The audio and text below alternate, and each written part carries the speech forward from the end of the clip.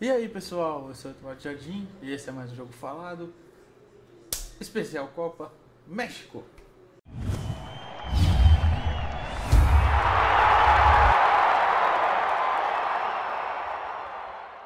O México teve um ciclo ruim, né, para essa Copa do Mundo. O Tata Martino assumiu no começo de 2019 com a saída na verdade o Osório saiu depois da Copa de 2018, né, o Juan Carlos Osório. E o Tuca Ferretti assumiu interinamente, né, até o fim de 2018. O Tuca Ferretti, brasileiro naturalizado mexicano, uma lenda lá no México, né? E depois o Tata Martino assumiu. Com o Tata, a seleção teve bons momentos, apresentou um futebol um pouco mais interessante em outros pontos. Conseguiu vencer a Copa Ouro em 2019 em cima dos Estados Unidos. É, Perdeu depois em 2021 para os Estados Unidos também. E foi segundo nas eliminatórias. O Canadá foi o primeiro, até teve a mesma pontuação que o Canadá. Mas o Canadá já tinha se classificado primeiro para a Copa e nas últimas rodadas deu uma relaxada. O México não, né? Então ficou ali com os mesmos 28 pontos, mas o desempenho canadense foi muito melhor. O que foi até uma surpresa, mas enfim. Foi vice também da Nations da CONCACAF para os Estados Unidos também, mais uma vez. Perdeu por 3-2. Né? Então, assim, teve resultados que não costumava ter. Historicamente, venceu os Estados Unidos muito mais vezes do que perdeu e acabou perdendo várias partidas. É, o que não é considerado normal lá, né? Ainda mais por ter um elenco em teoria mais recheado. Então chega com uma certa desconfiança a Copa. Nos amistosos recentes, até tô com a lista aberta aqui, até perdeu para Colômbia, perdeu para o Paraguai, perdeu para o Uruguai. O Uruguai já foi há um tempo, né? Para falar a verdade, foi em junho. Mas na última data FIFA, em ali setembro, né, agosto e setembro, perdeu os jogos, né, um pouco mais competitivos. Então liga um pouquinho o alerta, né? Vai estrear contra a Polônia, né, na Copa, dia 22 de novembro, mas tem dois amistosos antes. Pega o Iraque, dia 9. Inclusive hoje, né? Eu tô gravando esse vídeo antes, claro, mas é hoje. Vai ao ar no dia 9. Vai pegar o Iraque. E pega a Suécia, dia 16, antes da Copa do Mundo. Um desafio muito bom, né, contra a Suécia.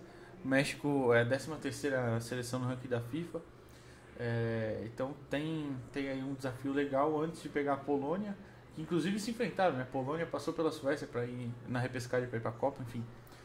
Provável convocação tá passando aí. A gente tem algumas dúvidas, Raul Jiménez machucado, Tecatito Corona. Eu nem sei se já saiu a convocação oficial a essa altura que eu tô gravando aqui, né?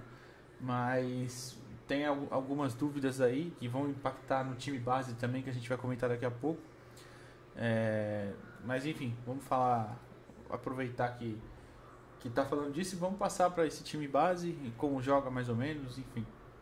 Então, pessoal, eu tô colocando esse time base aqui, mas o México ainda tem certas dúvidas, né? É até um amistoso hoje, talvez tenha até saído a convocação contra o Iraque no dia 9. Eu tô gravando isso aqui antes, né? É, mas enfim, a gente tem ali no ataque, principalmente no comando do ataque, né? Eu coloquei o Raul Jiménez e o Henry Martin. Tem ainda a dúvida do Rogério Funes Mori, né? Que é uma alternativa também. E ainda do Santiago Jiménez, que também jogou algumas partidas. Na última data FIFA, inclusive entrou nos jogos, enfim. Então pode ser qualquer um.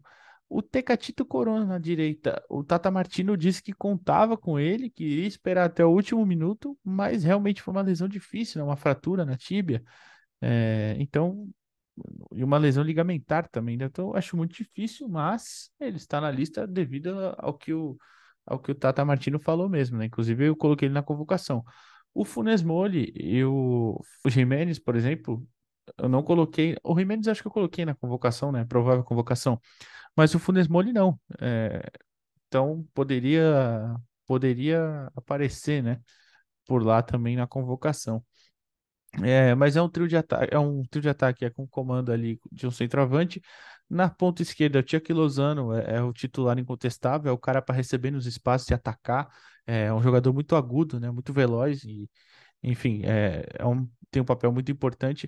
Na direita, é Tito Corona, né? Ele vai ser substituído pelo Vega se ele não puder ir realmente à Copa, né? O Vega é um jogador do Chivas Guadalajara, né? É um cara que tem uma capacidade parecida com o Corona do drible, de partir para cima e de conseguir conduzir essa bola, né?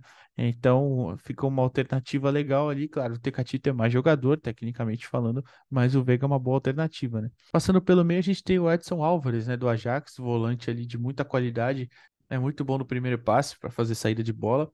A gente tem o Carlos Rodrigues, que é o cara mais avançado, né? Quase o meia. No posicionamento aqui ele tá perto, mas em campo ele normalmente fica um pouquinho mais pro meio aqui, um pouquinho mais avançado, que é quem fica mais como meia mesmo dessa equipe, nesse 4-3-3, né? E o guardado, veterano guardado, que provavelmente vai ser o titular, mas tem a concorrência do Héctor Herrera também, né? Experiente também, Héctor Herrera, claro. Mas eu acho que o guardado sai na frente, pelo menos no começo. Na defesa, a gente tem o Ochoa indo para sua quinta Copa do Mundo, muito experiente, ativando o modo Ochoa, né? Igual a gente está brincando aí na thumb do vídeo. É um cara que cresce normalmente demais pela seleção. Não veio o último ano bom, né? Mas normalmente pela seleção ele cresce muito. Na direita tem o Jorge Sanches, né? Que é um cara, é até um lateral mais defensivo, apesar de ele ter um papel mais ofensivo nesse time, ele é um cara que tem o lado defensivo um pouquinho mais forte, né? No lado esquerdo, a gente tem o Gerardo Arteaga, né, do Genk. É um jogador que ele é um pouco mais defensivo também, assim como o Jorge Sanches, mas ele tem uma chegada ao ataque um pouquinho melhor, né? Mas eu acho que ele vai sair como titular, apesar de ter o Jesus Galhardo como alternativa. Esse sim, um lateral mais ofensivo, que tem uma chegada ao ataque mais forte, que pode ser uma alternativa, principalmente para um jogo, por exemplo, contra a Arábia Saudita, né? Então, acho que vai muito do contexto que o Tata vai pedir, mas enfim. A dupla de zaga é César Montes e Héctor Moreno, né? Já está definida há um tempinho. E acho que é um setor confiável da seleção mexicana, tirando a bola aérea defensiva, né? A bola aérea defensiva é muito criticada, principalmente pela imprensa mexicana. Todas as análises assim que eu assisti dos jogos, realmente é um problema defensivo, porém no ataque também é muito forte. É uma seleção que faz muitos gols de bola aérea, mas também toma muitos. É de se prestar atenção, né? Como eu falei, é uma seleção que ela joga muito com os lançamentos nos pontas, né? Para a velocidade dos seus pontas. Mesmo com o desfalque do Corona, por exemplo, o Veiga também tem esse fator velocidade ao lado dele. Os laterais, esses titulares do momento aí, que pelo menos eu acho que vão começar como titular, eles não têm essa força ofensiva, mas depende muito deles para chegar na frente também, porque senão o meio fica muito vazio. Por que que o meio fica vazio? Com esse buraco, né? Aqui. Porque na saída de bola, os zagueiros abrem e o Edson Álvares volta. Ele faz essa primeira saída aqui, ele que leva a bola, mas o guardado também muitas vezes volta, fazendo essa primeira bola, essa segunda linha para romper aqui da zaga para o meio, né?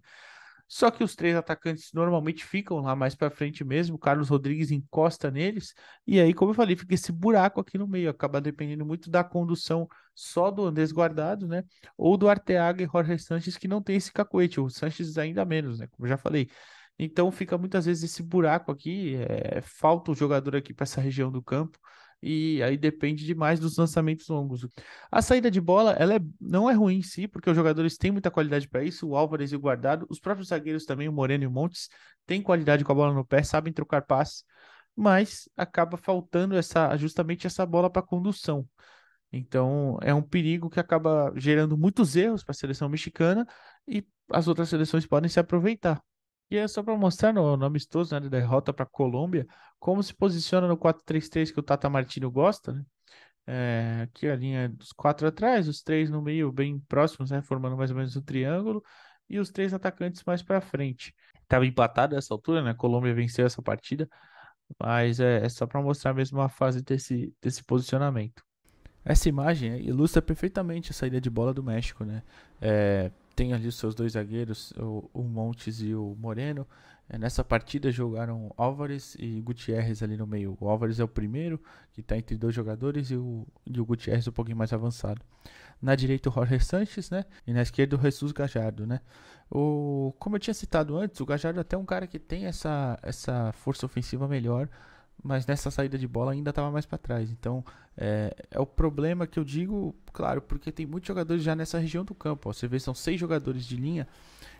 já posicionados na primeira zona do campo ali, e nenhum deles tem tanta capacidade de condução para levar essa bola para frente, né? Apesar de todos terem bom passe ali, então acaba dependendo muito de uma condução de um jogador de meio, quando é o guardado, por exemplo, que está em campo, normalmente é ele, e sobrecarrega um pouquinho, né? E assim como faz que os alas tenham que subir também, né? E muitas vezes não são as características deles, como o Jorge Sanches, que é um cara mais defensivo, mas acaba tendo que ter um papel de posicionamento e condução mais ofensiva para levar essa bola mais para frente. Expectativas finais, né? Uma seleção com muitas lesões, né? Como a gente já falou aí várias vezes, inclusive dos seus principais jogadores. Tem a polêmica, as duas polêmicas, né? São o Carlos Vela e o Chicharito, acabou que nem citei antes.